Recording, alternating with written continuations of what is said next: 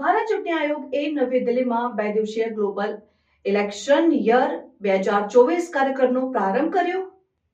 મુખ્ય ચૂંટણી કમિશનર રાજીવ કુમારે ચૂંટણી પ્રક્રિયાને સુધારવા માટે આર્ટિફિશિયલ ઇન્ટેલિજન્સ, ઓનલાઈન મતદાન અને બાયોમેટ્રિક ઓથેન્ટિકેશન જેવી અદ્યતન ટેકનોલોજીનો ઉપયોગ કરવાની મહત્વતા પર ભાર મૂક્યો.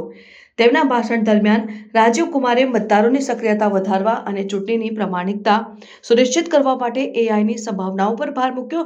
તેમણે એઆઈનો ઉપયોગ કરીને મતદારોના વર્તનનું વિશ્લેષણ, અનિયમિતતાઓ શોધવી અને ચૂંટણીમાં છેતરપિંડી અટકાવવી કેવી રીતે શક્ય છે તે અંગે ચર્ચા કરી. ચૂંટણી અભિયાનોમાં એઆઈ જનરેટેડ કન્ટેન્ટના ઉપયોગ માટે પારદર્શકતા અને જવાબદારી સુનિશ્ચિત કરાવવા માટે માર્ગદર્શિકા પણ જારી કરવામાં આવી છે. ઓનલાઈન મતદાન કાર્યક્રમનો એક મહત્વપૂર્ણ ફોકસ હતો.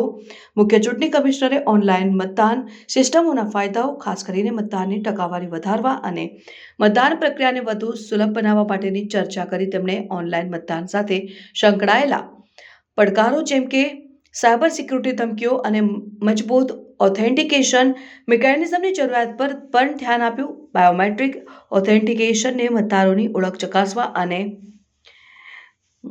સભ્યવેશ અટકાવવા માટે એક મહત્વપૂર્ણ સાધન તરીકે હાઇલાઇટ કરવામાં આવ્યું.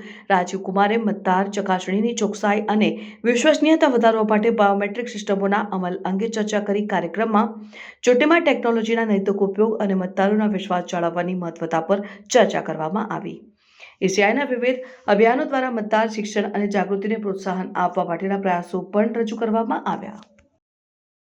The future of elections in democratic countries will likely be shaped by advancements in technology, use of artificial intelligence in political campaigns and in conduct of elections and in election observance, wide uses of electronic voting mechanisms best suited to each country, online voting and digital ballots, biometric authentication while voting, overcoming cyber security threats, overcoming impurities of inducements for voters, ease of settlement of post-election disputes, increase in global collaboration, and timely detection and prevention of disruptive fake contents on social platforms.